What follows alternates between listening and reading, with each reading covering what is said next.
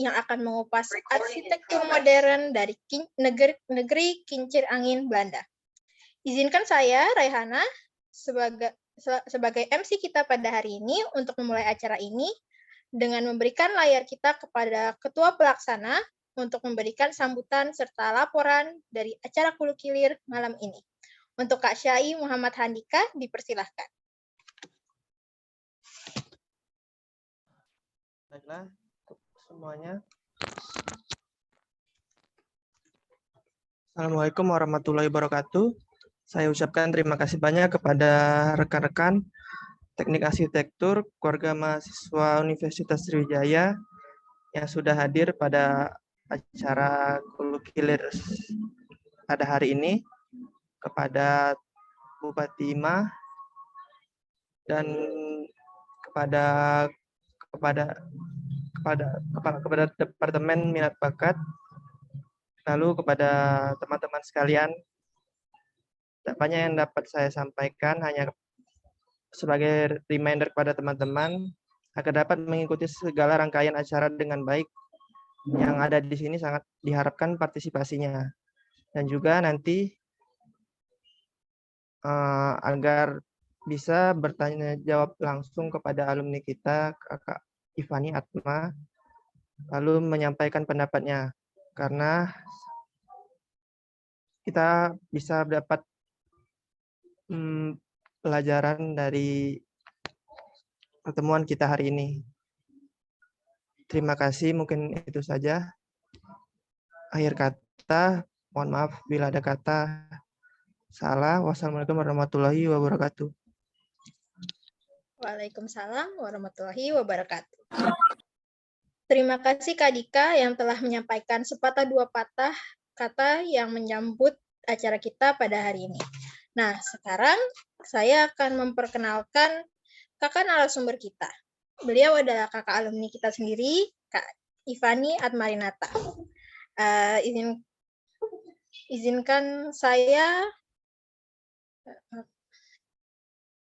saya untuk membacakan biodata singkat dari Kak Ivani. Kak Ivani lahir pada 9 April. Kak Ivani lahir pada 9 April. Setelah ia lulus di Arsi Unsri, dengan hebatnya ia melanjutkan studinya di Sekolah Bisnis Manajemen Institut Teknologi Bandung di program Project Management and Property Investment. Lalu ia berpetualang ke International Center for Land Policy Studies and Training dengan program Infrastructure Development and Planning. Dan terakhir, sekarang, Kak Ivani melanjutkan studinya ke Belanda di Erasmus University Rotterdam di program Urban Development dengan spesialisasi Infrastructure for Green Smart City. Wow. Mari kita sambut Kak Ivani Atmarinata. Selamat datang, Kak. Halo, Assalamualaikum. Waalaikumsalam. Terima kasih Kak Ivani sudah bersedia untuk berbagi ilmunya di malam hari ini. Iya, sama-sama. Makasih juga udah diundang. Ya kan? Silakan untuk Kak Ivani untuk memulai sesi sharingnya, Kak. Oh iya. Kelihatan semua kan ya? Screen aku kelihatan ya? Kelihatan, Kak. Oke. Baik, Assalamualaikum warahmatullahi wabarakatuh. Mudah-mudahan semuanya sehat ya. Insya Allah, semoga COVID ini cepat berlalu.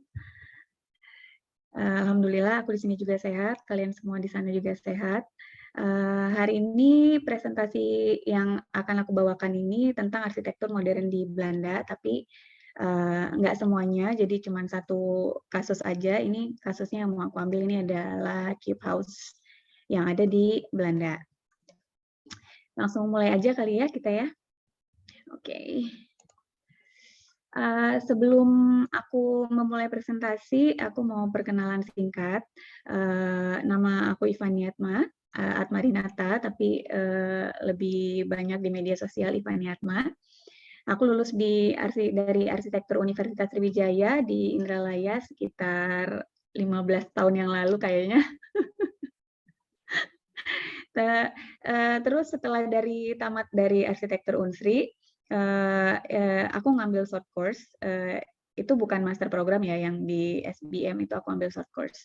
Short course-nya itu tentang project management, property investment dan development, karena waktu sekitar tahun 2016 itu aku tertariknya ke property dan real estate, tapi akhirnya tahun 2019 aku banting setir ke arena infrastruktur development. Jadi tahun 2019 kebetulan dapat pembiayaan dari TETO, dari Taiwan. Waktu itu memang bidangnya infrastruktur development and planning, dan ternyata setelah short course itu aku merasa bahwa kayaknya bidang aku memang di bidang infrastructure development and planning, jadi urban planning tapi bagian yang infrastrukturnya gitu, bukan yang urban design. Setelah dari tahun 2019 itu aku berpikir bahwa aku harus ambil master di bidang itu juga, jadi setelah tahun 2019 aku berusaha cari beasiswa untuk jurusan yang sama, untuk jurusan yang major yang sama, dan alhamdulillah aku dapatnya di Erasmus University Rotterdam di Belanda. Majornya Urban Management and Development atau disingkat dengan UMD, dan kita punya spesialisasi track sendiri masing-masing, ada housing, ada policy, ada infrastructure, ada climate change, dan kebetulan aku ambilnya bidang yang sebelumnya sudah aku dalami juga, ambilnya di bidang infrastructure for green and smart city. Jadi kalau infrastruktur kan kalian pasti udah sering dengar ya, tapi infrastruktur yang ada di dalam urban planning itu kan kompleks ya. Ada water managementnya, ada transportnya, ada masalah energi, dan juga ada masalah waste management. Segitu aja kali ya perkenalannya, kita langsung aja mulai. Aku pengen ada interaksi dikit sama kalian, jadi kalian bisa lewat HP atau bisa lewat laptop, bisa lewat desktop. Di antara, aku punya 4 kota, ada Amsterdam, Rotterdam, dan Den Haag, ya. Itu linknya ya, menti.com. Kalian bisa lewat HP atau bisa lewat desktop.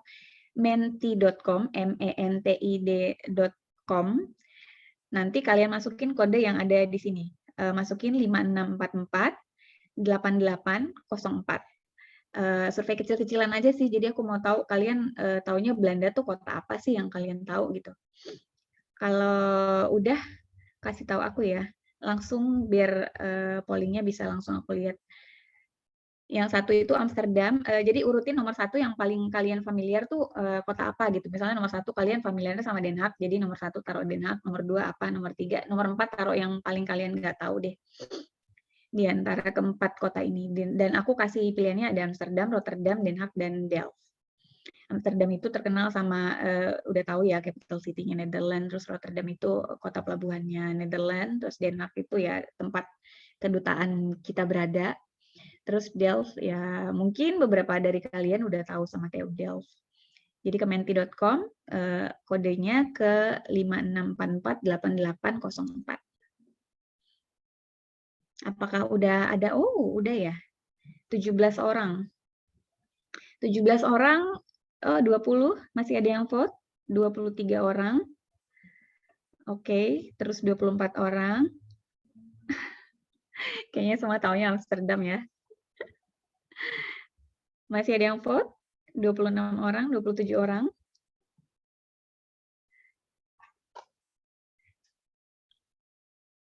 Udah? Nggak ada yang vote lagi? Oke, kayaknya udah bisa dibaca ya bahwa kalian rata-rata taunya Amsterdam, mungkin karena Amsterdam ini capital city-nya dari Belanda. Terus Den Haag juga mungkin karena dulu belajar sejarah-sejarah, jadi udah pernah dengar lah ya Den Haag itu di mana, di Belanda gitu. Rotterdam kayaknya nggak ada di nomor 3 ya. Karena sebenarnya kota yang bakal kita bahas ini bukan Amsterdam dan bukan Den Haag, tapi itu ada di Rotterdam. Oke. Makasih ya yang udah vote semuanya, terima kasih banyak. Jadi aku tahu bahwa kalian sebenarnya belum terlalu familiar sama Rotterdam. Jadi di Belanda itu kota yang paling utama, yang paling besarnya itu adalah Amsterdam, dan kota kedua terbesar di Belanda itu adalah Rotterdam, bukan Den Haag. Rotterdam ini adalah kota, dia punya pelabuhan. Ini pelabuhan ini area pelabuhannya.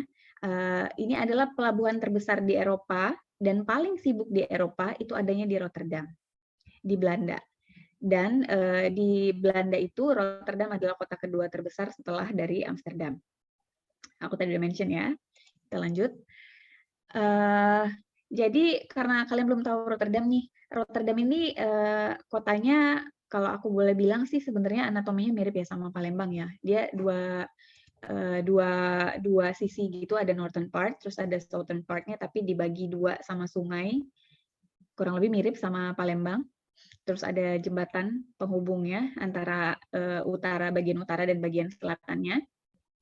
Jadi ceritanya dulu Rotterdam ini kenapa dia bisa jadi modern city?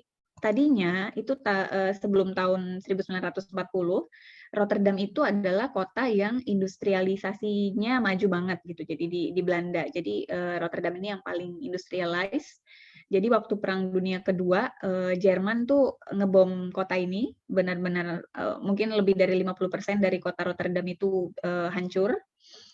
Jadi setelah dari Perang Dunia Kedua itu hingga sekarang Rotterdam itu berusaha membangun image-nya bahwa kota ini adalah kota yang modern. Dan mereka merasa bahwa setelah dibom ini, kota ini tuh kayak, kalau bagi arsitek tuh kayak kanvas kosong ya, kayak kanvas kosong yang bisa dimacem-macemin gitu, bisa diapa-apain gitu, bisa bereksperimen di dalam kota ini. Ini aku punya videonya, kurang lebih sejarahnya gimana Rotterdam.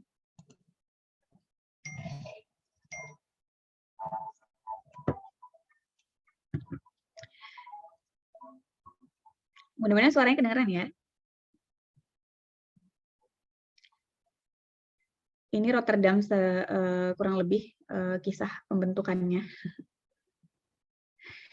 Jadi Rotterdam ini seperti yang aku jelasin tadi, ada bagian utara, ada bagian selatan, yang dipisahkan oleh dibagi dua oleh sungai di antara dua bagian kotanya ini sungainya.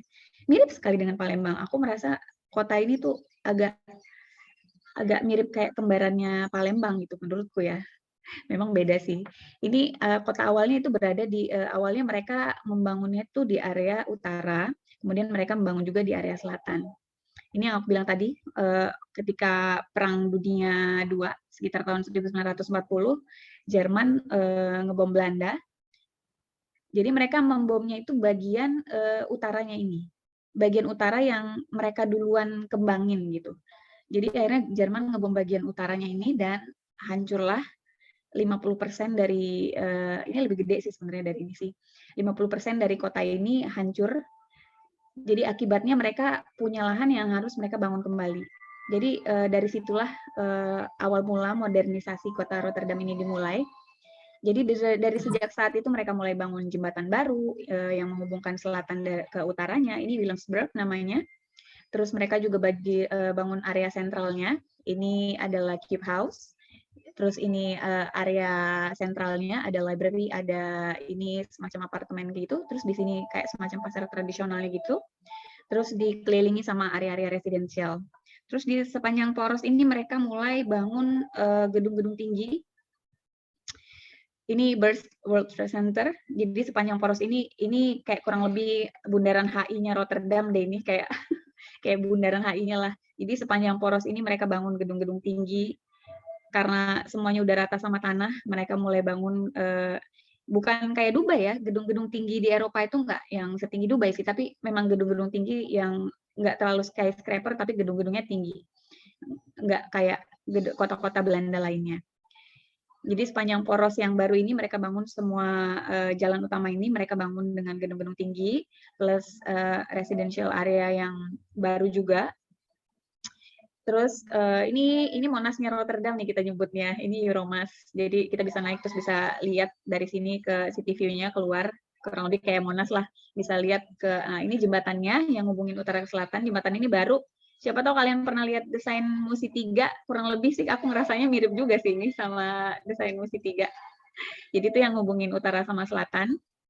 Dan bagian selatan pun mereka mulai mengembangkan area ini dengan gedung-gedung tinggi.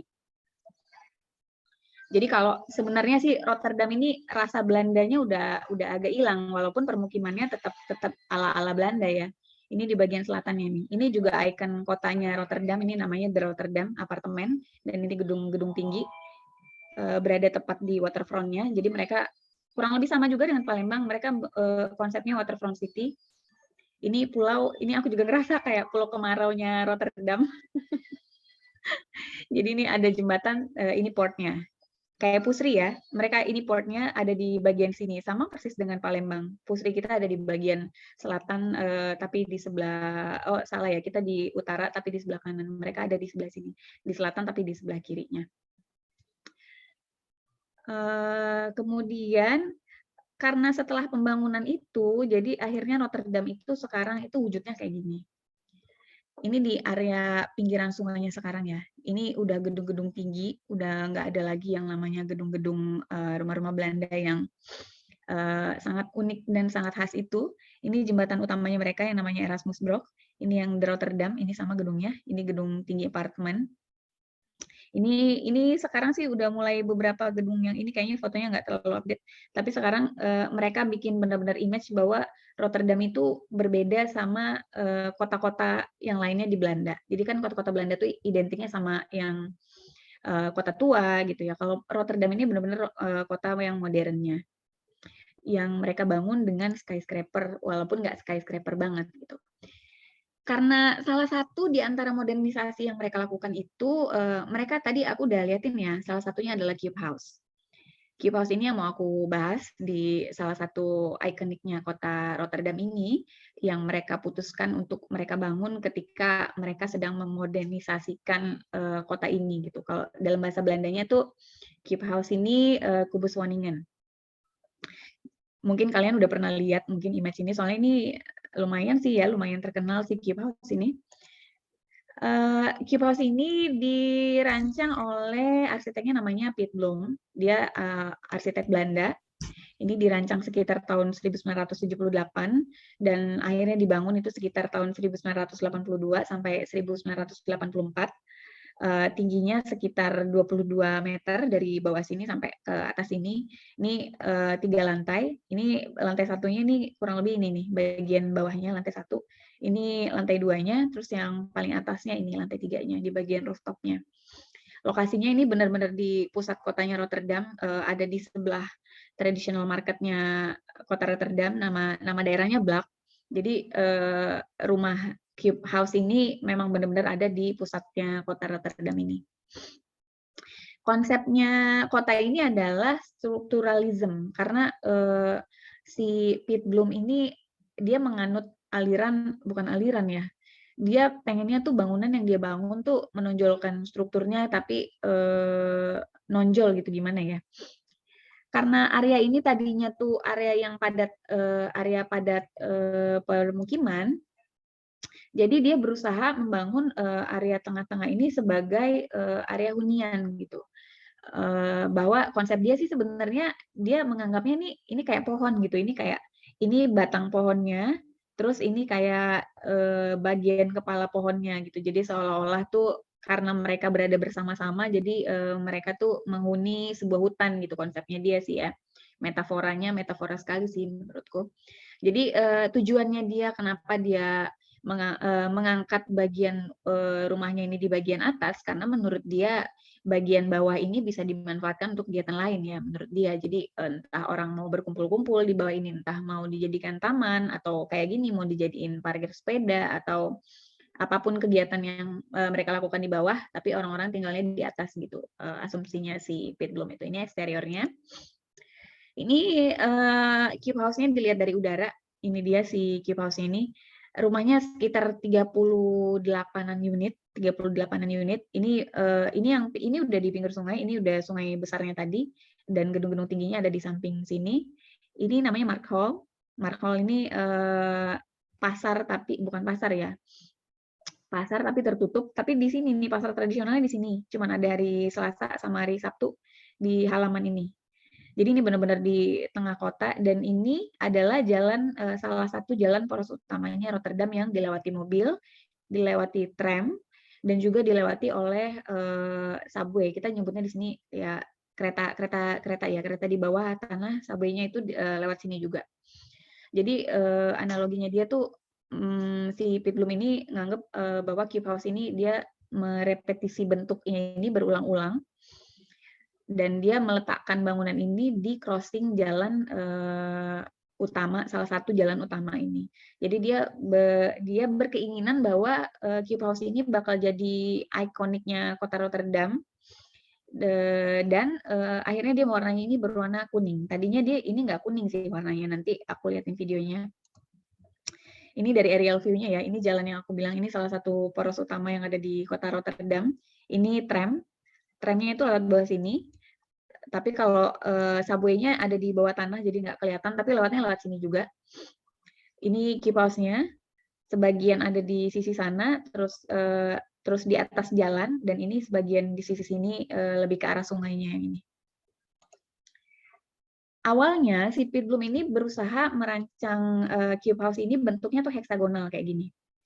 Heksagonal, aku juga nggak nemu ya apa penyebabnya dia sampai mengubah bentuknya tuh jadi menyebar kayak gini. Mungkin menurutku dia pengennya melintasi jalan itu, jadi ada yang di sisi sana dan ada di sisi sini. Ini initial desainnya, desain awalnya dia. Kemudian akhirnya yang terbangun itu adalah yang ini. Build desainnya itu yang sebelah sini. Ini side plan gambar tangannya dia, karena ini dibangunnya pada tahun 1980-an ya tadi ya. Jadi mereka sebagian masih pakai tangan. Ini dia dari utaranya, ini tadi yang aku bilang jalan utamanya, dan ini yang arah ke sungai, yang ini yang arah ke pasar tradisionalnya. Ada sekitar 38-an rumah. Ini juga gambarnya jadul banget, sekitar tahun 80-an. Ini tadi yang halamannya, tadi yang kalian lihat ada parkir sepedanya gitu di bagian bawahnya ini. Ini pintu masuknya itu terpisah, masing-masing cube house-nya itu sendiri-sendiri, tapi mereka saling nempel gitu bangunannya, tapi masuknya masih tetap sendiri-sendiri, jadi privat, tetap ke ini masing-masing, ke pohon masing-masing ya. Tadi kan dia analoginya pohon kan ya. Ini yang atasannya. Ini masing-masing nih ruangan sendiri, tapi ini nggak nyambung. Yang si tetangga ini nggak bisa ke tetangga ini, harus dari pintu bawah. Tapi saling nyambung strukturnya, keseluruhannya tuh saling terkait. Ini tampak depannya itu dari arah Rotterdam yang sebelah barat. Ini yang aku bilang mobil-mobil sama kereta. Ini kereta di bawah tanah yang ini. Ini yang tramnya ada di atas. Terus ini mobil-mobil lewat di bagian bawah cube house-nya. Terus yang ini view-nya dari sebelah sebaliknya. Ini yang 38 house. Terus yang ini tuh kayak komunalnya mereka gitu, kayak ada ruang komunalnya. Tadinya ini ruangnya komunal mereka, tapi sekarang ini udah jadi semacam Oyo atau Red Hotel. Aku juga lupa apa ya nama stay apa gitu. Tapi ini malah mereka jadikan hotel sekarang. Jadi siapa yang mau nginep di sini dipersilakan di sini. Tapi kalau yang unit-unit ini masih ada penghuninya masing-masing. Ini sectionnya juga jadul. Wah, bagi kita modern banget ya. Bagi Belanda ini udah dari tahun 1980-an gitu. Mereka bereksperimen untuk membuat ini. Di samping cube house ini ada the pencil namanya. Memang benar-benar kayak pensil mereka buat. Dan bawahnya nyambung sama si cube house ini. Tapi cuma bagian bawahnya aja. Bagian atasnya tetap privasi masing-masing. Ini kurang lebih sectionnya. Karena dimanapun motong section ini tuh karena bangunannya nggak simetris, jadi kita nggak bisa dapat cross section yang keseluruhannya dapat gitu. Ini sectionnya kurang lebih. Dan pasti kalian nanya kan ya, strukturnya tuh kayak gimana sih yang kayak gini tuh. Ini tadi analoginya dia ya.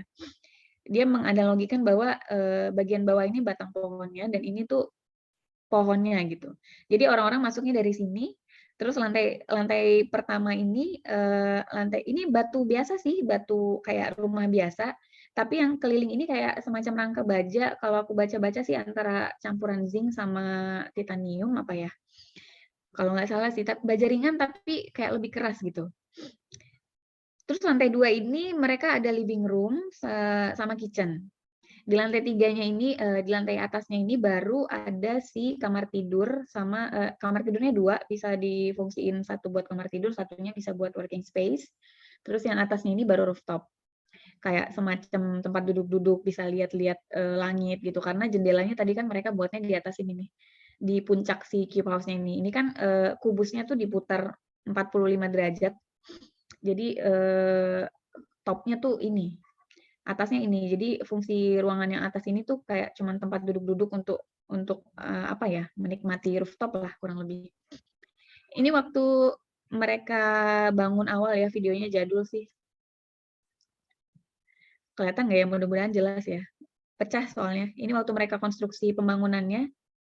Ini si Pete Bloom-nya. Dia yang, ini idenya dia untuk bangun ini. Ini maketnya dia waktu itu untuk bangun tadinya yang bentuk heksagonal, tapi akhirnya tidak bentuk itu. Sorry bahasa Belanda ya. Ini pintu masuknya. Ini zaman dulu banget, itu warnanya coklat. Warnanya coklat kayak gini. Ini mereka bikin trial house-nya dulu, 2 buah.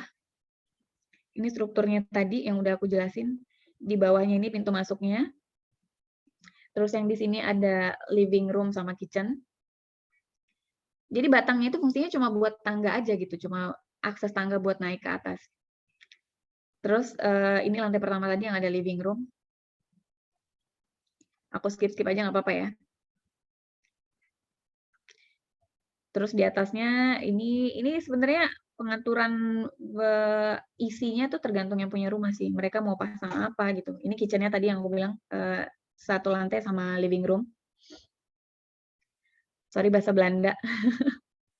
Itu mereka bisa lihat ke bawah dari atas tadi, dari cube-nya yang diputar itu.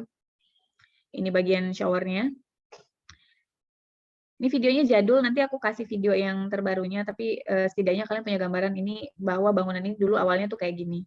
Ini cara mereka buka jendelanya tuh kayak gini. Karena bidangnya miring, jadi buka jendelanya harus kayak melawan gravitasi kayak gitu loh. Ini ruang tempat duduk-duduk mereka. Aku skip aja ya. Ini ruang tidurnya. Dan ini tadi yang aku bilang, di atasnya mereka manfaatin buat rooftop. Jadi karena ada jendelanya, jadi mereka bisa lihat skylight, bisa lihat malam-malam bisa lihat pemandangan atas gitu. Karena memang puncaknya ini yang bisa mereka manfaatin buat jendela yang lebih banyak. Karena jendela samping tuh di sebelah sini ya, jendela kamar, jendela living room tuh ada di sebelah sini. Itu video jadulnya. Ini aku kasih ini juga, ini ada sejarahnya juga. Jadi setelah bangunan ini selesai dirancang dan dibangun, ini kan tadi masih trial house gitu ya.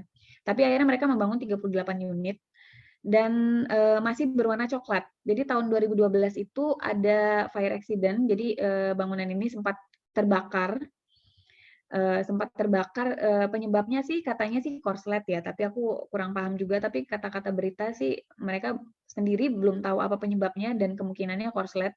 Jadi ada sekitar 18 rumah yang terbakar ketika itu. Jadi setelah itu mereka membangun kembali 18 rumah itu dengan menyamakan dengan rumah yang sisa yang lainnya.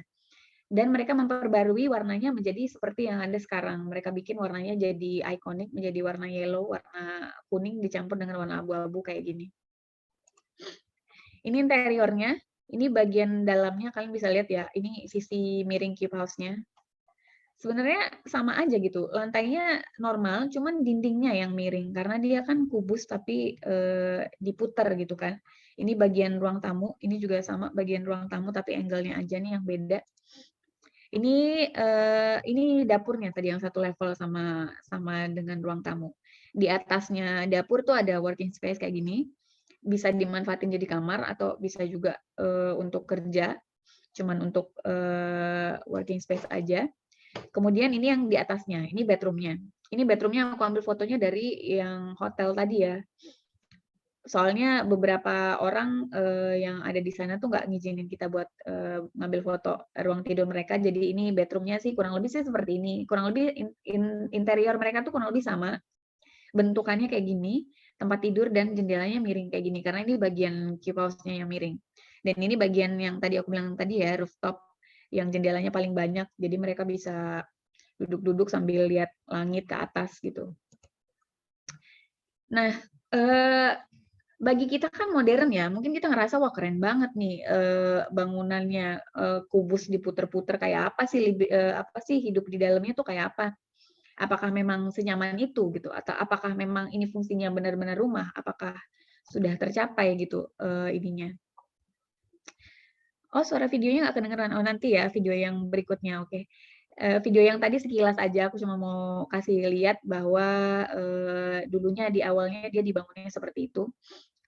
Ini orang kalau nanya tadi siapa tadi yang nanya? Ini ya Arif ya. Oh, kapasitasnya 4 orang. Kalau menurutku sih sekitar 4 orang pun kayaknya udah banyak sih ya. Rata-rata orang yang tinggal di sana tuh berdua atau bertiga gitu. Kalau berempat tuh kayaknya menurutku sih sempit ya. Jadi aku sempat googling gimana inhabitan di sana merasa hidup di sini tuh enak atau enggak, atau apa sih yang mereka rasakan setelah merasakan tinggal di sini. Jadi ini aku punya video di YouTube-nya. Kita bisa dengerin. Ini dari arah pasar ini, dari arah jalan ya. Ini mobil-mobilnya bisa lewat di bawah tadi. Karena dia kayak jembatan. Jadi jembatannya koridornya di sini.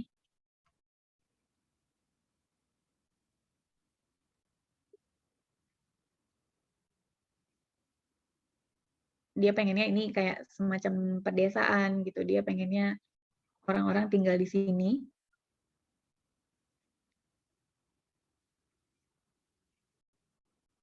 Kayak pohon tadi, analoginya kayak pohon. Maaf Kak, suara videonya nggak kedengeran.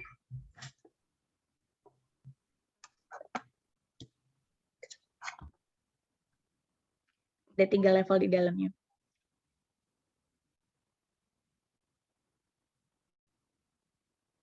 Itu agak aneh sendiri karena dia nggak simetris tadi ya.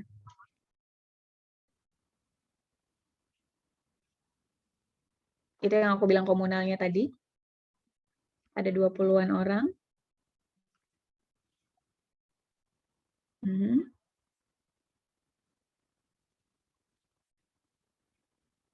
Itu yang aku bilang sekarang udah jadi hostel. Kalau yang lain-lainnya ditempatin oleh orang per orang. Ini yang bagian besar tadi.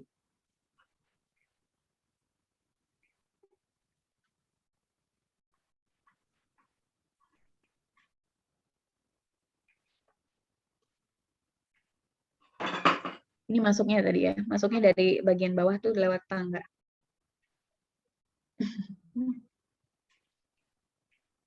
Ini tangganya di bagian batangnya tadi.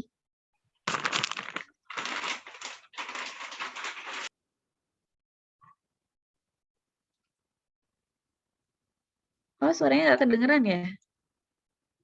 Suaranya nggak kedengeran? Nggak kedengeran Iya, atau benar-benar nggak ada suaranya Kak. Oh, nggak ada suaranya. Iya. Bentar ya. Tadi pas kita tes ada ya?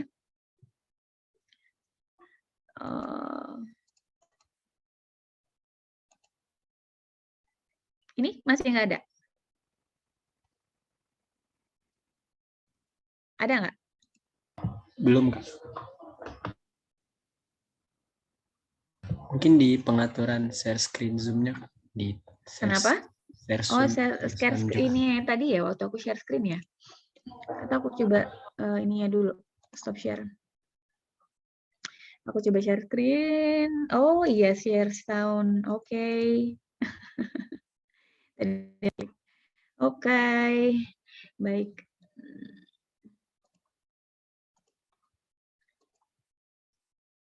Oke.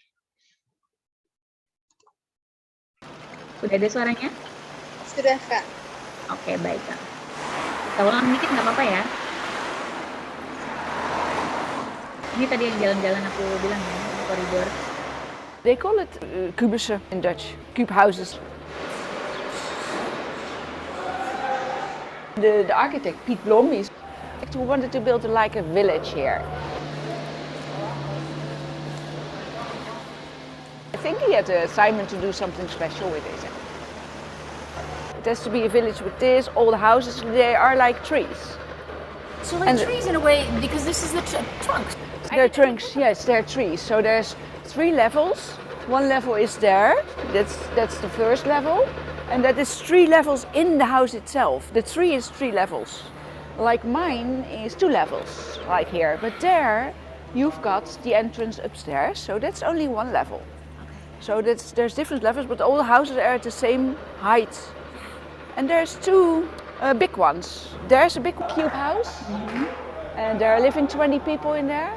20 people. Yes, there's people in the last phase of their detention, and they're trying to get into the community again. And there is also a big one, but that's a hostel Ini yang with hostel about tadi aku 24 beds.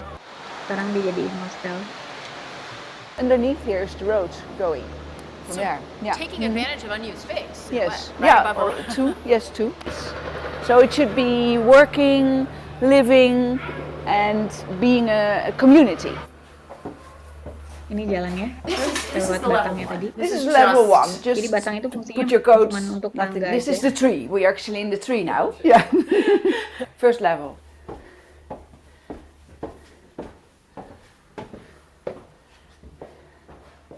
Hello. Itu bagian It's dapurnya. amazing. Everything's distorted. I can't even figure out where the walls are and the floor. And Kalian bisa kurang lebih ngerasa ya, yeah, because Belanda tuh nothing's tinggi-tinggi sekali. really. semua. There's no flat walls on the sides. No, right? no, yeah, here a little bit. Okay. And upstairs Okay. a little bit, but that's it. Here's the kitchen. Ini dapurnya, ibunya lagi So you see this is also all lean, and people looking from the outside I think that everything is lean. There's something strange about it, that if you would have something here which is straight, you see it from there not straight. Jadi So people think, dari oh, bawah tuh everything mereka is kayak standing oleng like this, gitu, kayak seolah-olah. but it's not, of course, no. They Kayak see seolah-olah dia nggak inside the berdiri di window, bidang yang datar. laying inside the window, or they see cats lying in the window, so Yeah. they think everything leans to the walls. Yeah. Jadi mereka ngelihatnya tuh dari bawah tuh seolah-olah mereka Some people come in and they think, oh, I'm going to fall or something. There's something going on there, because it's different. And then they also get lost. While it's very small, but they go, where's the? Oh, here's the. Here we have to go outside, just because of you don't know how you're turning. The straight lines give you more of a ini sense of tadi yang direction. ruang Exactly. living room-nya. There's a full kitchen. There's an oven here, and there's a refrigerator here. There's a dishwasher. It's on at the moment, and well, you can cook, of course. And there's a really big, because that you have to with these lean walls. This one is really big. The cupboards are very small. Let's take this one. Katanya kitchennya kecil And that's banget. not big, but because the walls are coming in the house, you have to have this. Bagian atasnya One dia harus big. bikin besar. Because underneath Lihat dari there's wall dari underneath. samping dia harus So there's a little bit cupboard, but it's only until sistemnya here, jadinya and then kayak there's gitu. the wall coming in. That's dia why harus it's small. ngikutin bentuk cube too. house-nya yang miring. And then over here, I mean, this is sort of a mixed use, right? This is dining room and This is a mixture of the living room and the dining room. We made a built-in couch because it's very difficult to fit a couch, to get a couch upstairs. Dia bilang susah cari It's couch yang handmade cocok buat and we ada di made the sana. cushions ourselves. So you grew up here. How old were you when you first started living here? I need some help. 14. As a 14-year-old, it's quite nice to live in the middle of the city center. It's Lokasinya memang awesome. bagus karena tadi dia memang benar-benar ada di sentral. This is different. This feels more closed in. This is a Lantai combination berikutnya floor, yang so the floors bagian go kamar. up and out, but they also go like an attic. Oh yeah, that's why you feel closed in. They coming in Yeah. here. Yeah. They're coming out Dia and in as terpaksa well, taruh so it's just jemurannya in the tuh di center bawah of the lantai. cube house, the Yes. middle Yeah. section. It's a big bedroom. This is a bedroom. Yeah. Ini Mhm. area So tempat here the tidurnya. walls is also going that way. Sama cara buka So you jendelanya can juga open the kayak windows gitu. like Jadi harus this, but it's ke arah really bawah. heavy, and the window is falling really down. It's gravity. It's gravity, yeah. We always tell people, don't hold the window, don't let it go, because otherwise the pressure here is so high that, yeah, they could, well, the windows can't fall out, of course, but it can break. If you want to replace windows or whatever, it all has to be done from the outside, and that's why it's all... And there's not so much space to store your things. That's funny. terlalu They don't have much banyak, storage. Exactly. space So yang mereka there's bisa just a taruh few buat things. one barang straight barang wall mereka. in the whole. Yeah, that's the one straight wall.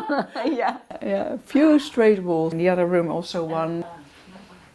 Is this your bedroom? Dia terpaksa This is harus my bedroom, taruh yeah. tempat tidurnya seperti Quite ini. nice about this one is that it goes Nah, dia around, harus so you have ngikutin bentuk ruangnya. a bigger space. Each one has its own geometry. Yeah, it's Yeah. also each house is different. There's not one cube house the same from the inside. And mind your head here, because here it's coming inside the walls. Well, this is all nothing space. Dia bilang but nothing still- space, jadi ruang itu nggak bisa, sama sekali nggak bisa dimanfaatin buat apa-apa. Dan ini rooftopnya tadi, Yeah, tempat mereka bisa duduk-duduk. This is nice. So looking up. Karena Yeah. jendelanya Feels like paling a banyak jewel. bukannya di atas. Doesn't it? Being inside a gem. Almost looks like a little spaceship or something. This part here. Yeah. Here, there's views all over, right?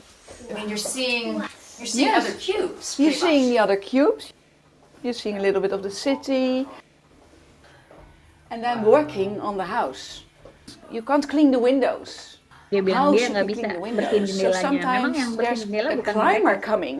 Memang You ada click petugas on, kebersihannya tuh. They can click on some. Dia There's a bilang space you can click kayak on. ada Oh, yes, pengaitong See, gitu, jadi there's a nanti hook up there. petugasnya And then from there bersihin on, jendelanya they're dari situ. just they're cleaning the windows or they're doing some work. This is a bit public as well. I mean, you see sort of your neighbors. Yeah, you see them. And that's fine. Sometimes That's kind of nice.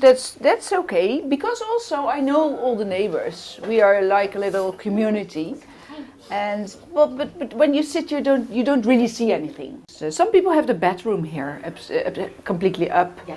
but then they can blindfold it, of course. So every single house had a different setting originally. Well, the interior is the same, but it's not exactly the same. It's Depending on the twisted or neighbor. depending Ah, I on the see. neighbor, because it's also all connected. There you see that's the door you can go out. If you Emergency it's exit. an emergency Oh, exit, okay. exactly. But the spaces are all equal.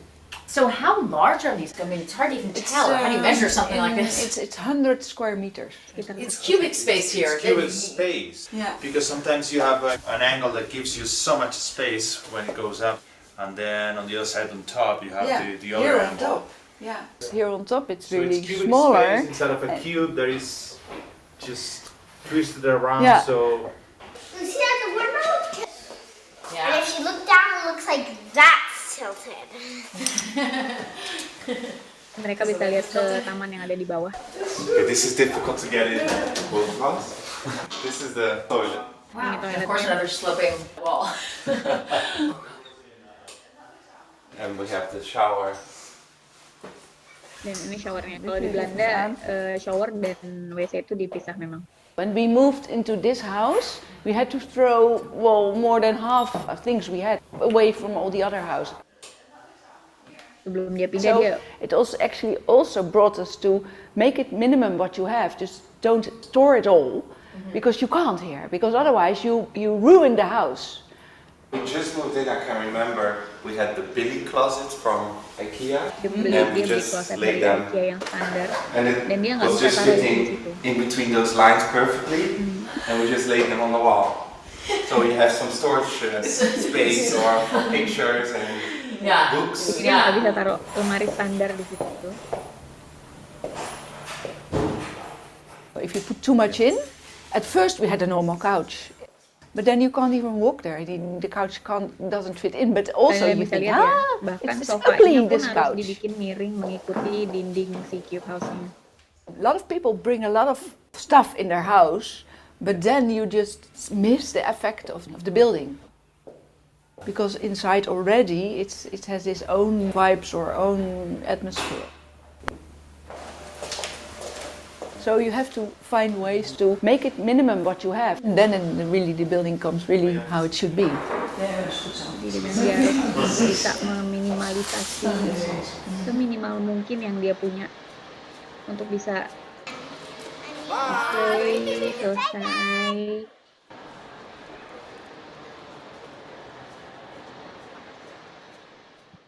Itu video ininya tadi setelah kita kurang lebih tanya sama yang tinggal di sana. Sorry. Ini aku mau survei lagi sama kalian. Setelah kalian lihat video yang terakhir, gimana sih rasanya tinggal di yang katanya bangunan yang dimodernisasikan ini? Jadi kalian pergi lagi ke menti.com tadi, masuk lagi ke ininya, masukin kode yang sama. Menurut kalian masalah dari si cube house ini apa sih yang salah gitu? Kalian pasti setelah nonton video pasti muncul nih di pikiran kalian, ini apa sih sebenarnya masalah utamanya? Kalau keren udah pasti keren. Kalau dia dibilang landmark-nya Rotterdam, dia udah pasti landmark-nya Rotterdam. Dia udah dibikin ikonik seini mungkin dan dia berusaha untuk menampung urban yang padat di area itu. Tapi apa nih yang salah menurut kalian? Kalian bisa masukin lagi ini komentar kalian, bisa lagi ke menti.com dan kalian bisa tulis di situ menurut kalian problemnya apa nih? Pemanfaatannya kurang baik. Oke, ada lagi? Baru 1 orang yang vote.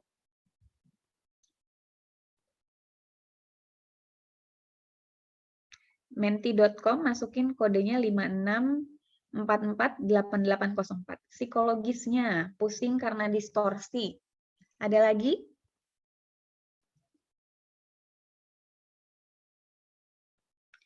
Ada lagi yang mau vote?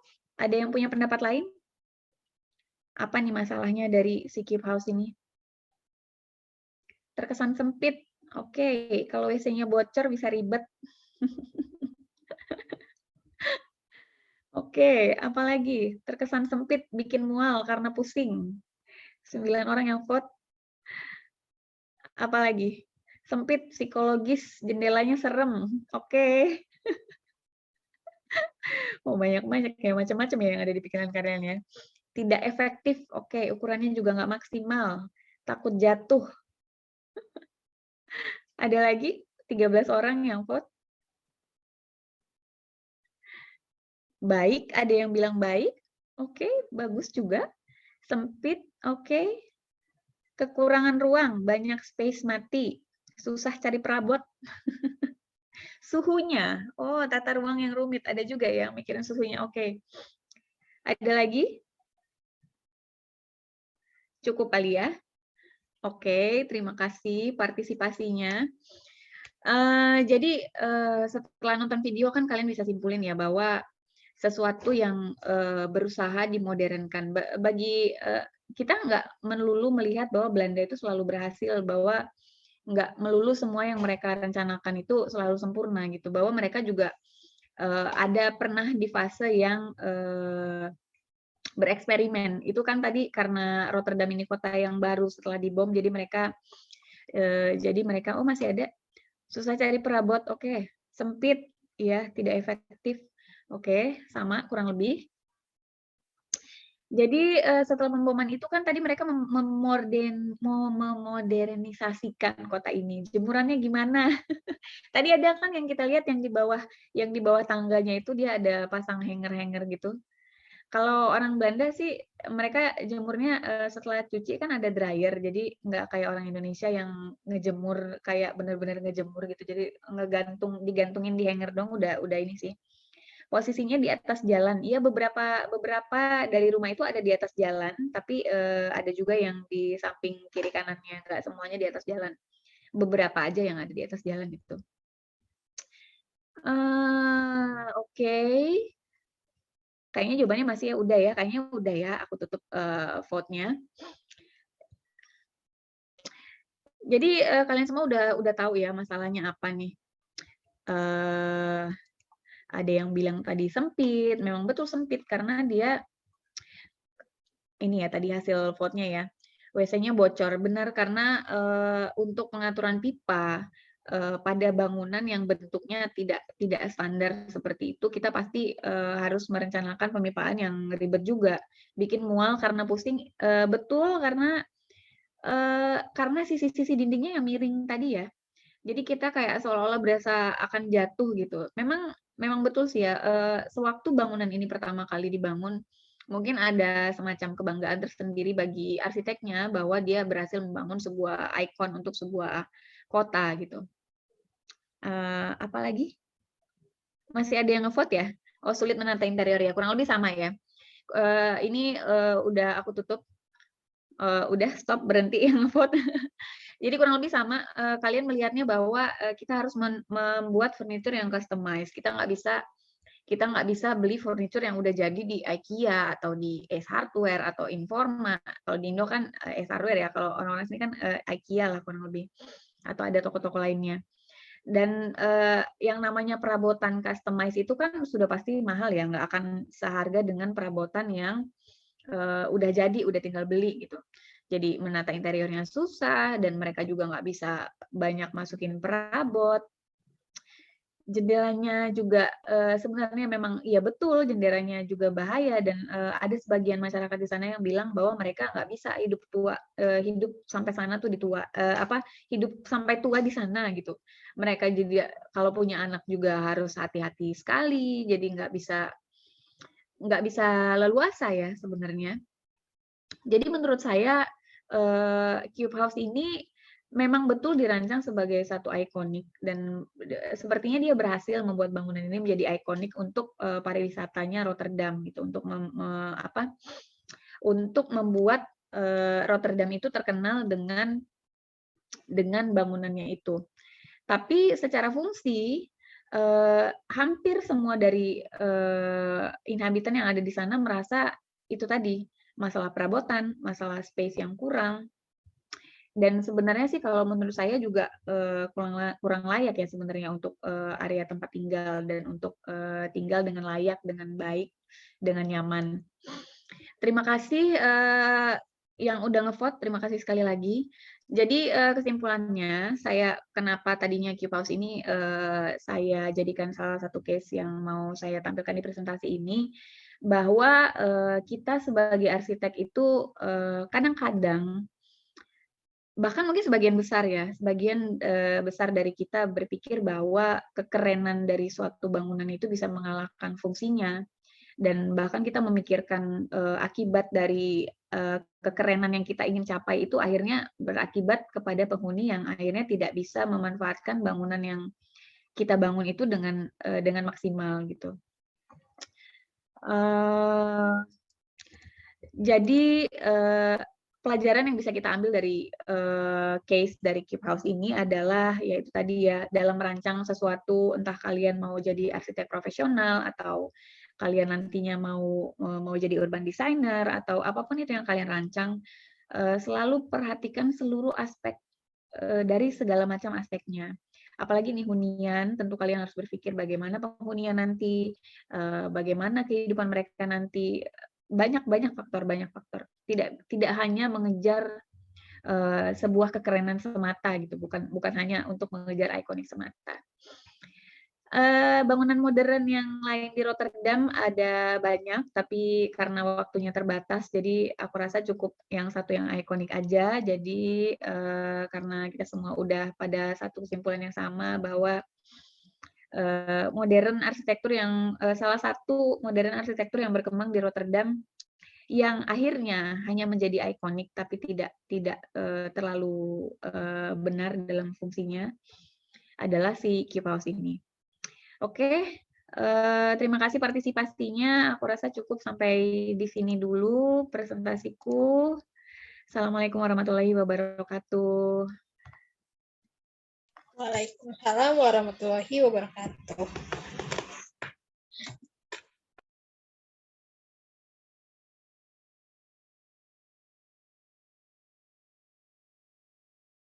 Wow, terima kasih Kak Ivani telah menjelaskan kita tentang... Kalau mau ada pertanyaan boleh, kalau nggak seputar Cube House juga nggak apa-apa. Ya. Aku menerima semua pertanyaan.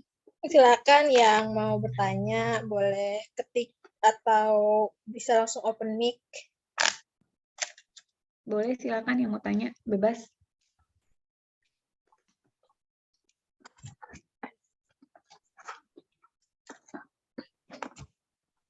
Atau nanya di chat ya? Masukin furniturnya kayaknya harus bongkar pasang. Iya sih, mereka rata-rata customize. This is not form follow function, but function follow form. Ya, betul sih. Terima kasih, Jufrizal. Ada lagi yang mau nanya? Boleh chat atau boleh langsung ini aja, ngomong aja.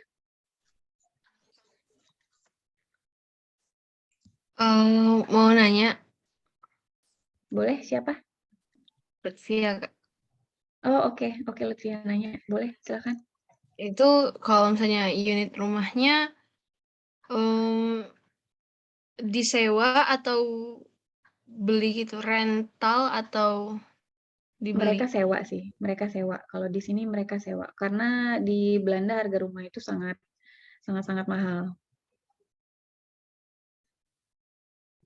Ada lagi? Silakan Kak Oksa kalau mau bertanya. Ada yang angkat tangan tuh kayaknya Oksana. Halo Kak Fani, sebelumnya kenalin Halo. aku Oksa dari angkatan 2020. Aku Ya mau Allah, nanya jauhnya. Kak, iya Ya. Kak, aku juga kaget Kakak dari udah agak lama. 15 tahun yang lalu, Masya Allah. Iya. Ya, baik. Jadi di sini yang aku tertarik justru di sininya Kak. Bagaimana Apanya? cara orang Belanda itu menanamkan mindset yang baru gitu loh. Ini kan out of the box pemukimannya gitu. Jadi gimana sih cara mereka saat itu menanamkan, ayo kita ini bisa dipakai, ini layak huni, ini itu Kak yang saya tertarik. Itu gimana Kak? Ini aku sebenarnya tanda tanya juga ya. Mereka karena mereka ngelihat lahan kosong ya. Tadi yang aku bilang kayak semacam kanvas yang kosong untuk arsitek kayak bereksperimen gitu. Jadi akhirnya mereka mencoba-coba di seluruh Rotterdam ini setiap tahun selalu ada pembangunan gedung-gedung baru gitu karena mereka berusaha memodernisasikan kota ini supaya nggak sama dengan kota-kota Belanda yang lain gitu. Jadi mereka udah mulai ninggalin yang ini ya. Aku juga kurang paham kenapa mereka sampai tidak berpikir ke arah fungsi. Kenapa pada waktu itu kalau menurutku sih mereka cuma ingin bereksperimen, ingin membuat karena kota ini sudah hancur gitu. Jadi mereka pengen bikin sesuatu yang apa nih yang bikin kota ini menarik daripada kota-kota Belanda yang lainnya gitu. Tapi dengan cara tapi dari sisi modern gitu, tidak dengan membuat Belanda dengan kota-kota yang lainnya gitu. Tapi ya itu tadi, mereka malah membuat eksperimen di kota ini gitu. Dengan menurut aku sih, tapi yang berhasil juga banyak. Keep House ini adalah salah satu yang menurut aku mungkin eksperimen mereka yang kurang matang kali ya. Tapi karena memang tujuan awal mereka adalah ingin membuat ikonik, mungkin mereka pengennya sebuah landmark gitu supaya orang tahu, supaya orang ingat Rotterdam tuh oh Keep House adanya di Rotterdam gitu. Jadi kayaknya mereka agak mengenyampingkan masalah itu kali ya. Ada lagi? Oke, thank you ya Kak Fani. Sama-sama.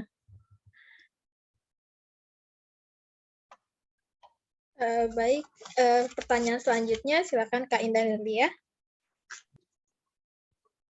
Baik, sebelumnya halo, Assalamualaikum warahmatullahi wabarakatuh. Waalaikumsalam, halo Indah. Mungkin selamat sore di sana. Jadi perkenalkan, aku Indah Nurlia Afia dari angkatan 2019. Jadi mungkin aku izin nanya ke Kak Ivani, mungkin lebih ke sharing menurut pendapat Kak Ivani. Jadi salah satu hal yang menarik dari pembahasan kakak tadi tuh pas kakak bahas bahwa Rotterdam ini agak mirip dengan kota Palembang gitu. Nah, mungkin aku nanya tentang pola yang ada gitu Kak. Menurut Kak Ivani, Palembang itu berkemungkinan nggak nantinya akan berkembang kayak Rotterdam? Jadi kayak mungkin eksplorasi yang ada di sana, bangunan-bangunannya dan lain sebagainya. Apakah menurut Kak Ivani akan berkemungkinan berkembang seperti itu, atau Kak Ivani melihat kayak semacam ada karakteristik tertentu gitu di Palembang, atau gimana Kak? Terima kasih banyak sebelumnya Kak. Ya, sama-sama. Kalau aku melihat awalnya kenapa aku sampai memutuskan belajarnya itu ke kota ini ya, karena itu tadi ya, karena aku merasa kota ini mirip sekali sama Palembang menurutku. Tadinya awalnya aku juga nggak tahu Rotterdam itu di mana sih gitu, aku cuma tahu Amsterdam aja gitu kan, Amsterdam itu cuma tahu Belanda itu ya Amsterdam gitu, Rotterdam itu di mana gitu, apa sih bagian sebelah mana. Waktu Edi Santana Putra masih jadi wali kotanya Palembang, aku nggak tahu kalian masih sekolah dasar kali ya, atau jadi waktu itu Edi Santana Putra tuh pernah presentasi di Rotterdam, jadi tentang waterfront city kalau nggak salah. Pokoknya topiknya tentang kota sungai kayak gitu. Jadi dia kayak studi banding gitu kan. Jadi akhirnya dari situ aku tahu oh ternyata ada kota yang bernama Rotterdam gitu. Setelah aku cari tahu ternyata wah karakteristiknya mirip banget gitu ya. Wajar dong kayaknya Pak Edi Santana waktu itu berpikirnya dia akan studi bandingnya ke Rotterdam gitu. Kalau bagaimana mungkin bisa nggak Palembang jadi kayak Rotterdam, menurutku sih bisa banget ya. Cuman itu dia tadi, kembali lagi ke mindset orang-orangnya. Karena orang-orang kita pinggir sungai itu menurutku kalau orang Belanda jujur mereka memang benar-benar teratur ya kalau menurutku ya. Bagian pinggir sungai itu aku lihat sih bersih sekali dan mereka benar-benar menata pinggiran sungai itu dengan baik gitu. Jadi mereka benar-benar semacam kayak BKB itu sepanjang sungai yang ada di Rotterdam tuh kurang lebih kayak gitu, tapi disertai dengan penghijauannya gitu. Nggak cuman yang plaza terbentang tanpa penghijauan atau cuman derbaga kayak gitu aja, tapi mereka memikirkan secara keseluruhan dengan rapi, dengan sangat baik menurutku. Ada kemungkinan atau enggaknya seperti Rotterdam, menurutku tetap aku yakin sih Palembang bisa maju lebih bagus, lebih baik daripada sekarang, karena aku rasa juga kita sudah mulai banyak ahli-ahli tata kota, ahli-ahli perairan yang banyak. Ya, karena Palembang kan rawa ya. Kalau Rotterdam mungkin karena dia bukan rawa tapi cuman sungai, tapi terbagi dua dengan sungainya aja, tapi utara dan selatannya kurang lebih sama dengan Palembang. Dan karakteristiknya juga sama, kita ngembangin di bagian utaranya dulu, baru sekarang kan di area Jakabaring kan, baru di bagian selatan. Tadinya kan yang di develop kan cuman cuman bagian utaranya aja. Dan aku sangat yakin sih, mudah-mudahan selanjutnya Palembang bisa berkembang lebih bagus, lebih tertata gitu, dan orang-orangnya juga lebih disiplin gitu, karena kuncinya sebenarnya orang-orangnya. Kalau orang-orangnya bisa mendukung kehidupan pinggir sungai sih menurutku sangat bisa sekali Palembang menjadi ala Rotterdam dengan karakteristiknya Palembang sendiri. Aku yakin sih, optimis sih. Ada tambahan, Indah? Cukup kayaknya, karena semester ini kan juga kami belajar perkim kan, permukiman. Jadi beberapa kali juga survei ke bagian situ. Jadi waktu Kak Ivani membahas itu, jadi kayak waktu survei juga kayak sadar gitu, oh ternyata memang Palembang ini kuatnya itu di daerah pinggiran situ. Jadi kayak semacam ya karakteristiknya memang keren di bagian situ. Jadi memang pinggir ternyata sungai. memang ya bisa dikembangkan gitu. Jadi makasih banyak Kak Ivani untuk sharingnya. Terima kasih Kak. Sama-sama. Di chat ada pertanyaan kayaknya. Apa nih? Bagaimana dengan sistem transportasi Kota Rotterdam? Sering naik kendaraan umum atau kendaraan pribadi? Karena Belanda, kalau transportasi kotanya ya jujur memang benar mereka bagus, linknya banyak. Kayak Palembang kan LRT kita baru punya satu line ya dari bandara ke arah Jakabaring. Kalau Rotterdam ini mereka punya line dari utara ke selatan, dari timur ke barat, dan mereka punya tram. Tram itu kereta yang jalan di jalan mobil. Kalau kalian pasti tahu sih tram. Aku yakin kalian tahu tram. Dan kalau metro yang ada di kereta juga, tapi kereta cepat kalau kayak di Jakarta tuh kayak KRL. Terus yang kereta bawah tanahnya di sini tuh nyebutnya NS. Kayak subway-nya gitu, tapi ada juga rute mereka yang nggak lewat bawah tanah juga ada, tapi ada juga yang lewat bawah tanah, bahkan bawah sungai. Itu rute keretanya itu lewat bawah sungai. Terus transportasi kotanya itu karena Belanda itu sangat mengutamakan, kalau kasta apa ya nyebutnya ya, kalau kasta paling tinggi itu di Belanda tuh pejalan kaki sama sepeda. Jadi di bawah itu baru pengguna mobil. Jadi kalau kalian mau nyebrang, sepeda itu kan punya jalurnya sendiri. Jadi sepeda sama motor nggak terlalu banyak di sini. Motor tuh kayak Gojek tapi nggak ada drivernya, cuman motornya tok. Jadi kalian ini pakai aplikasi, ada di sebelah mana ada motornya, kalian ambil, nanti ini di aplikasi bisa kebuka motornya, kalian bawa sampai titik B misalnya, nanti di titik B ditinggalin aja motornya di situ. Jadi motor ibaratnya Gojek tapi nggak ada drivernya, cuman motor dengan merek. Di sini tuh ada Felix, ada apa ya mereknya ya, aku lupa. Tapi motornya sama kayak Gojek, warna hijau gitu, kayak warna hijau tapi ada mereknya. Sepeda juga kayak gitu. Sepeda juga sistem rental kayak gitu, dari titik A ke titik B, kalau kalian udah pakai tinggalin aja di situ. Jadi nanti kalau orang ada cari lagi ya tinggal orang yang deket situ nyarinya sepeda yang deket situ gitu. Sepeda dan skuter juga sama kayak gitu, kayak rental. Tapi aku pribadi jujur memang aku lebih suka naik sepeda karena murah. Jujur memang transportasi mereka mahal, satu kali jalan itu kalau naik tram dari titik satu ke titik berikutnya tuh sekitar 1,5 euro ya sekitar 16.000 sampai 20 euro satu kali jalan. Ini kan aku baru pindah tinggal ke asrama dalam kampus. Tadinya aku tinggal nggak di dalam kampus gitu. Aku tinggal di rumah yang di luar gitu, rumah yang jauh dari kampus. Jadi makanya aku lebih pilih sepeda karena murah. Aku nggak perlu bayar apapun. Karena sebenarnya Rotterdam ini karena jalur sepedanya udah bagus, jadi aku merasa tuh dari rumah sana ke kampus tuh nggak terlalu jauh ya, walaupun sebenarnya jauh juga sih, capek juga gitu. Tapi memang orang-orang Belanda lebih cenderung lebih pilih sepeda karena itu gratis dan lebih cepat daripada kita ngikutin tram. Tramnya udah bagus, keretanya udah bagus, busnya juga bagus. Mereka punya satu kartu untuk semua alat transportasi. Jadi satu kartu itu bisa dipakai buat tram, bisa buat bus, bisa buat kereta yang bawah tanah, bisa buat metro.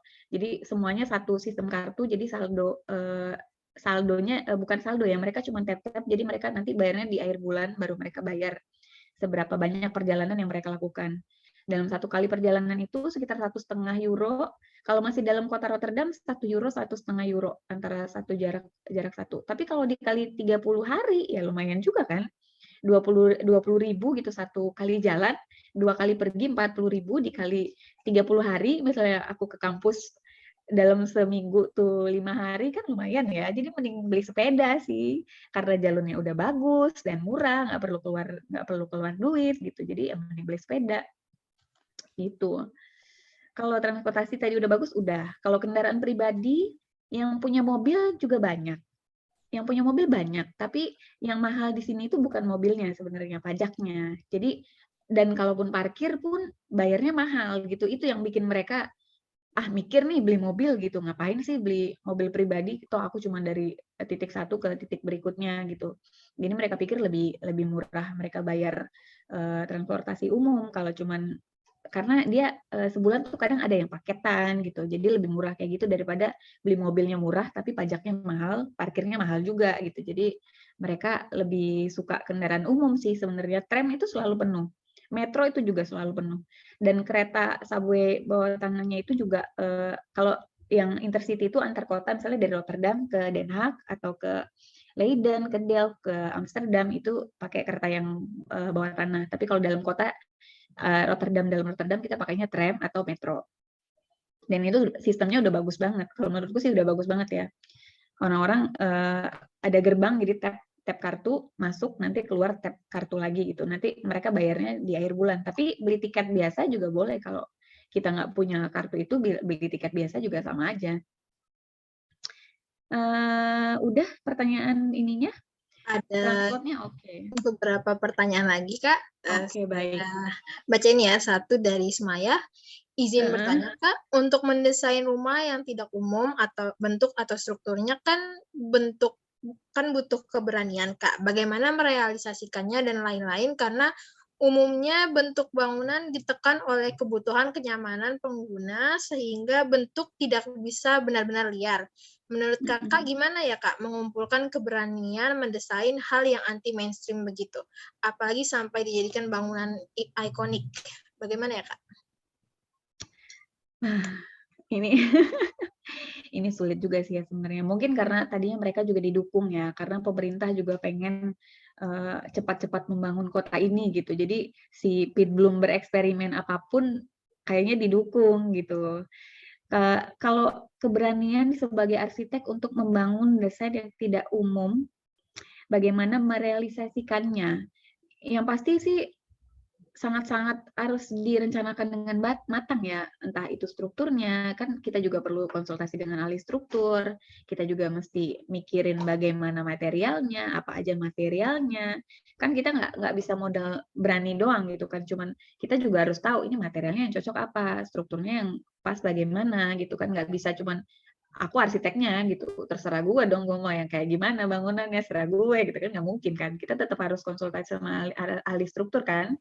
Kita juga tetap harus tahu struktur yang masih layak tuh gimana, yang resikonya, yang fungsinya tetap tercapai, tapi ya keegoisan arsiteknya juga ini kali ya, juga masih ada. Tapi tetap ya, yang namanya mendesain itu kan sebuah tim, kita nggak sendirian, kita bukan arsitek sendiri, kita punya ahli strukturnya, juga ada teknik elektronnya, ada sanitasinya, segala macam kan harus dipikirkan, karena bukan cuma bangunannya tok doang, pasti ada sistemnya kan di dalam bangunan itu gitu. Jadi nggak cukup kalau cuman berani bikin anti mainstream, ya contohnya Cube House ini tadi, kita berani tapi impact-nya apa setelah itu gitu. Apakah kita berhasil merancang sebuah ruang gitu, merancang sebuah bangunan, berhasil bukan dalam mewujudkan kekerenannya aja gitu, tapi apakah memang gedung itu nantinya berguna, apakah gedung itu nantinya memang benar-benar menjadi tempat tinggal gitu, tempat orang melaksanakan kehidupannya gitu, entah apapun kegiatannya itu.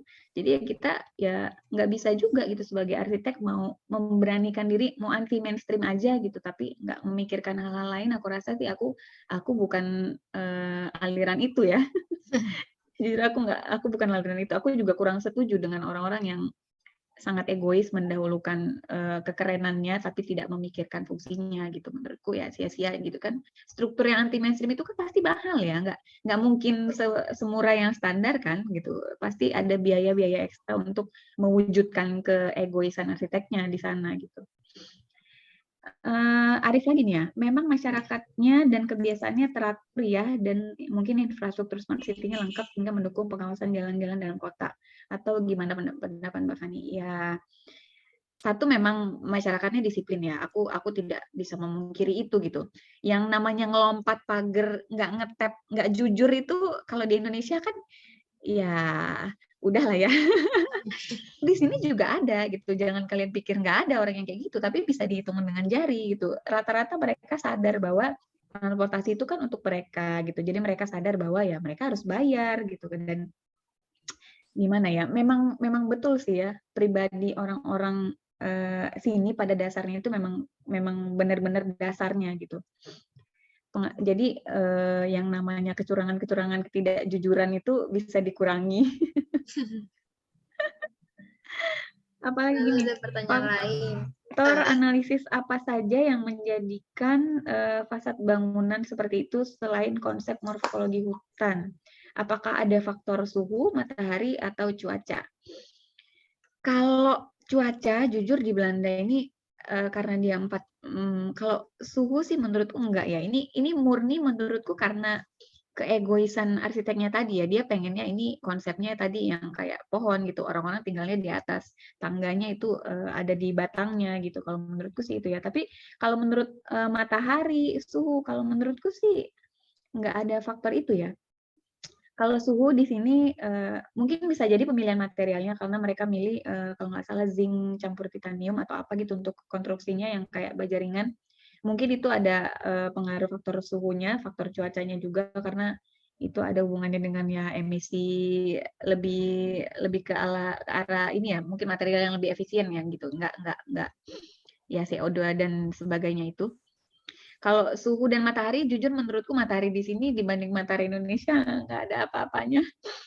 Cuman terang doang, tapi nggak ada panasnya sama sekali. Berarti tetap dingin ya Kak, walaupun tetap dingin. terang. Kalau summer mungkin udah hangat ya, tapi karena kayak sekarang nih spring ini terang ya, belakangku terang sekali. Mataharinya ini terik sekali kayak di Indonesia jam 12 siang, tapi dingin karena masih musim semi ya. Ini masih baru awal dari peralihan winter ke spring. Ini masih dingin. Ada kejadian nih kayaknya. Kalau faktor suhu sih aku yakin sih mereka juga pasti ada pertimbangan, tapi kalau dari tadi sih menurutku ini murni mendahulukan bentuk sih kalau menurutku ya. Kalau dari matahari ya kita tahu sendiri tadi dari bentukannya, dia cuman bukaannya cuman di top aja kan, cuman di bagian atas dari si kotaknya itu aja kan ya. Apa fungsinya sebenarnya kan?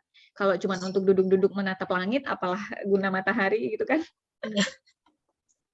Kalau menurutku sih mereka nggak mempertimbangkan matahari pada saat itu. Kalau menurutku ya, itu karena murni mereka mau bikin bukaan, tapi karena yang maksimal yang bisa dibikin jendela adalah bagian atasnya, maka mereka bikin jendela maksimalnya ya banyaknya ya di puncak di cube-nya itu gitu. Dan untuk kamar kan cuman yang di pinggir itu kan, itu juga jendelanya nggak bisa dibuka maksimal karena bukanya harus ke arah bawah kan. Ada lagi pertanyaannya? Apa ada pertanyaan lagi dari teman-teman? Nanya yang lain juga boleh, nanya beasiswa juga boleh, kenapa milihnya infrastruktur Kak, kenapa nggak urban design juga boleh. Pertanyaan bebas boleh kok, nggak harus tentang keep house-nya. Ada nggak yang berniat kuliah di Belanda? Aku ada nih satu Kak. Kakak berarti sebelum kuliah di Erasmus itu harus belajar bahasa Belanda dulu, itu termasuk dari beasiswanya atau secara terpisah, Kak? Belanda ini sebenarnya 90% semua universitasnya itu sistem pengajarannya pakai bahasa Inggris, jadi kita nggak harus bisa bahasa Belanda.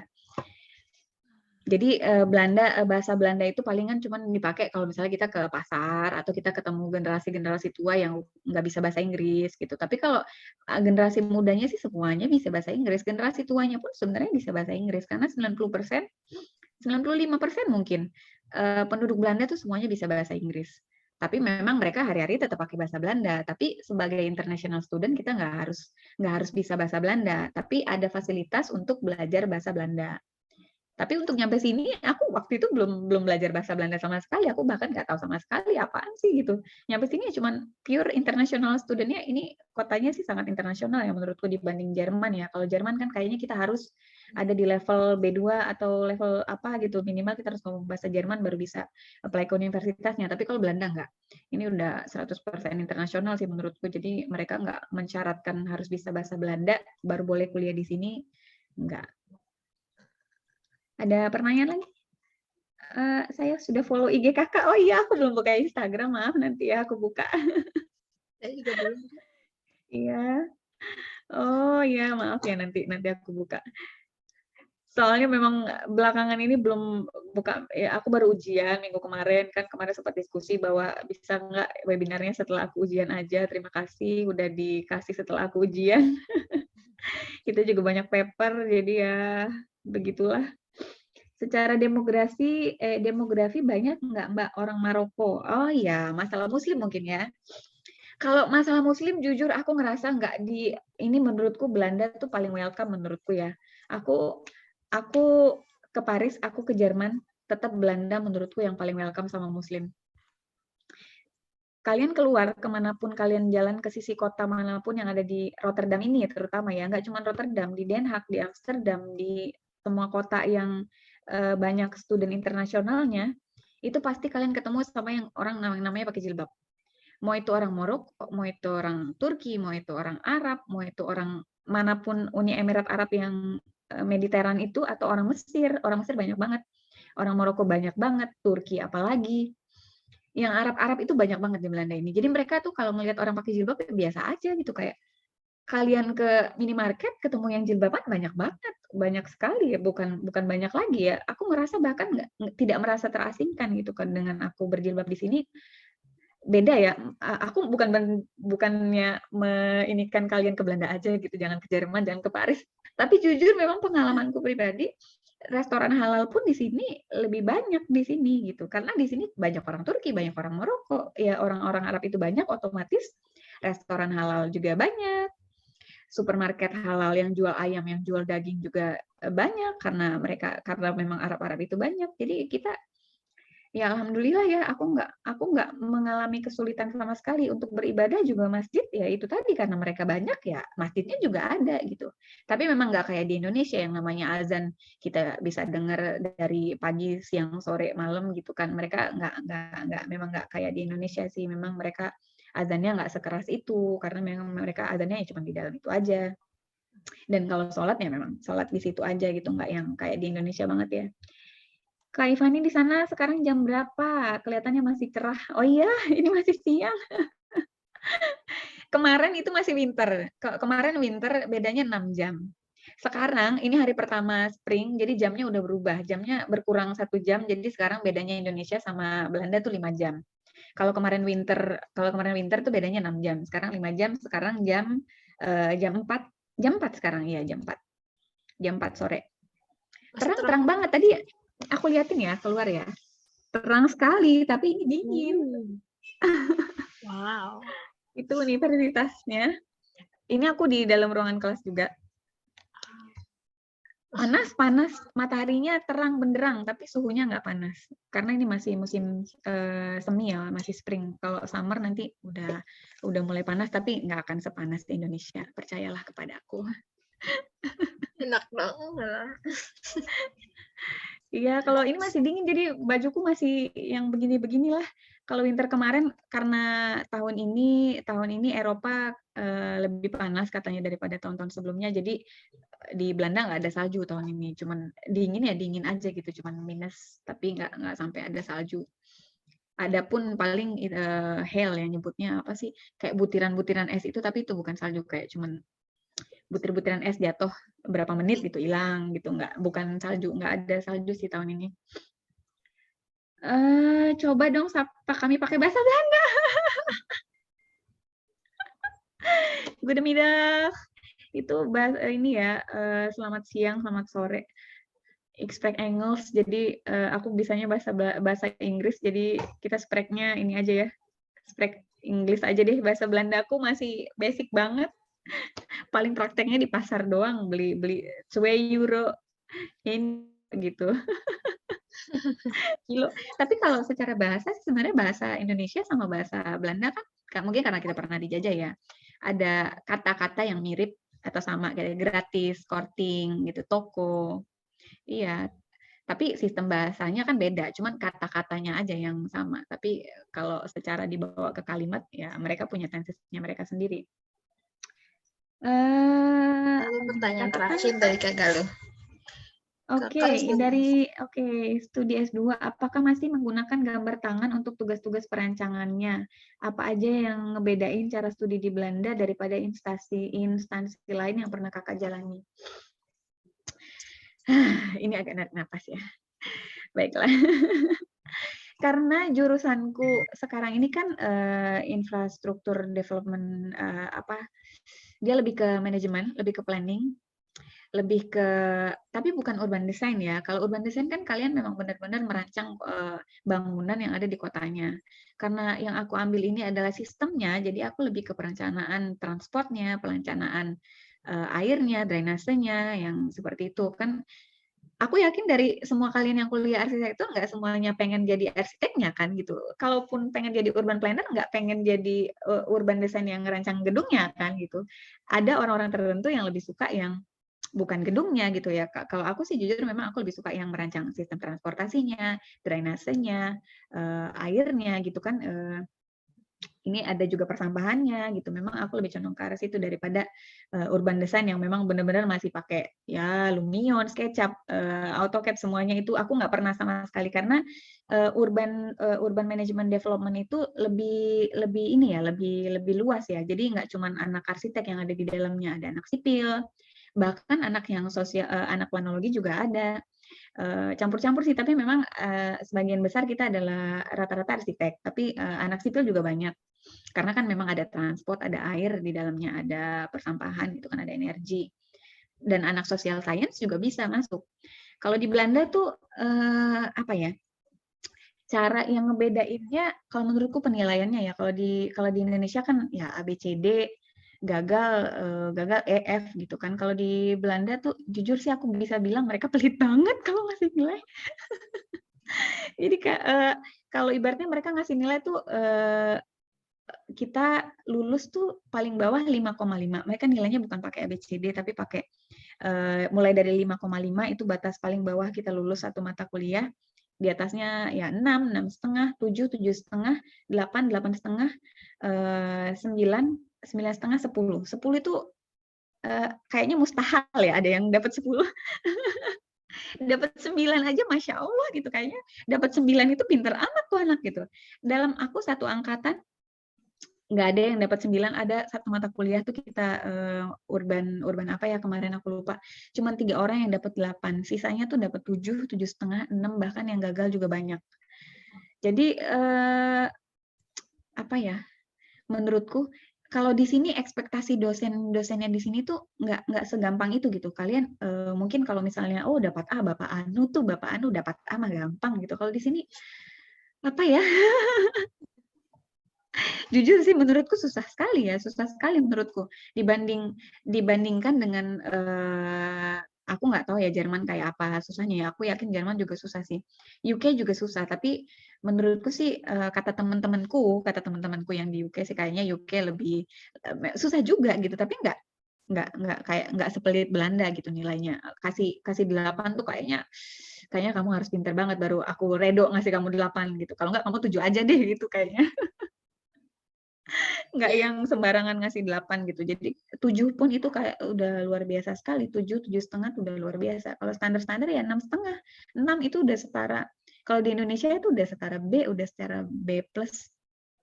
Jadi kalau 8 tuh sudah pintar sekali itu anak, udah ini banget kayaknya. 8,5 apalagi ya. 9 sih hampir nggak ada sih, 9 sih. 10 apalagi mustahil.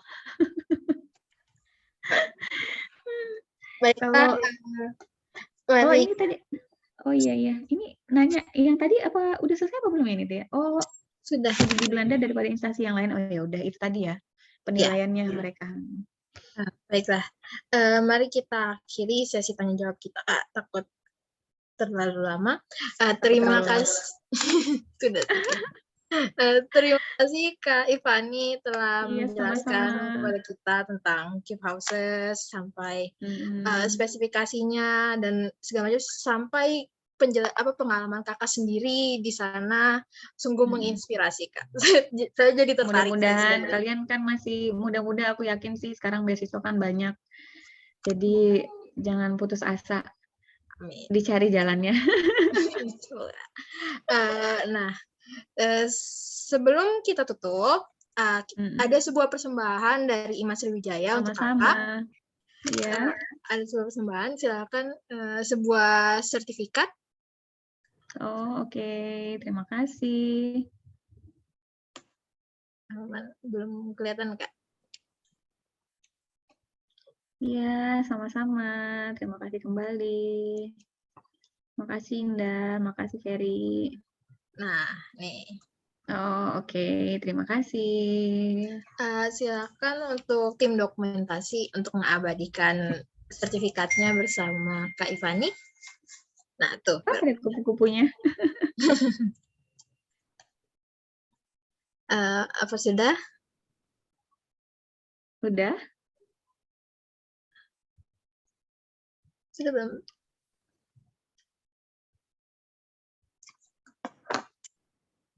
Sudah, oke. Sekarang giliran sama-sama Arif, sama-sama. Giliran kita semua rame-rame untuk foto bersama untuk dokumentasi dan kenang-kenangan untuk acara kita malam ini. Persilakan untuk tim dokumentasi sebentar. Boleh saran sertifikatnya dikasih tanggal. Baik, Bang. Nanti diubah untuk tanggalnya. Sekarang silakan tim dokumentasi untuk mengambil alih untuk foto bersama.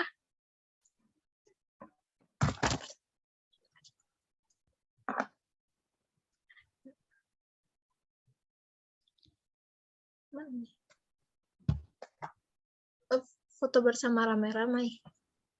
Kak Galuh.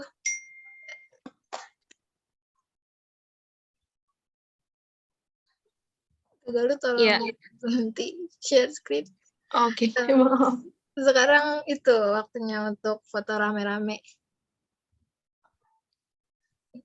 Kompak ya, pakai background semua.